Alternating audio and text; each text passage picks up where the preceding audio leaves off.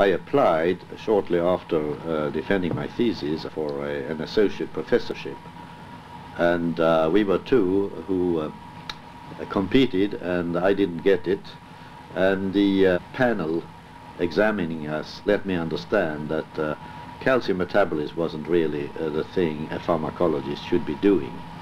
So I went to a friend of mine, Dr. Sune Bergström, professor of biochemistry at that university at that time, asked him whether he could find a lab in the US where they were doing some really fine modern work in biochemical pharmacology, which I thought would be the area of pharmacology that would have the greatest future.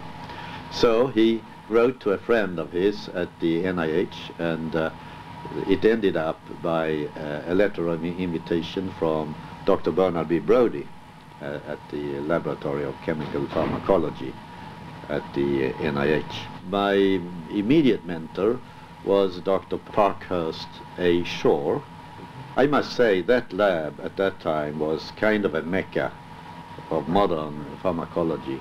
Brodie, together with Judenfriend and a doctor named Baumann, they had an instrument that turned out to be extremely important because it was a very sensitive instrument for measuring the levels of compounds in body tissues and fluids, an instrument called spectrophotofluorometer.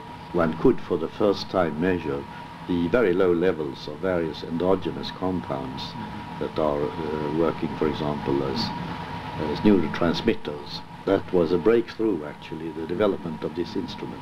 I was very lucky because only a couple of months before I came, they had made a major discovery, Brodie and Shore. If you give reserpine to animals, the stores of serotonin are depleted.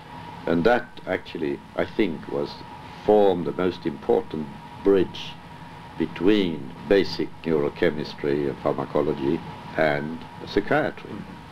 So I was very lucky. I came there and they had this wonderful new technique. I was generously introduced into all this. So I was extremely lucky.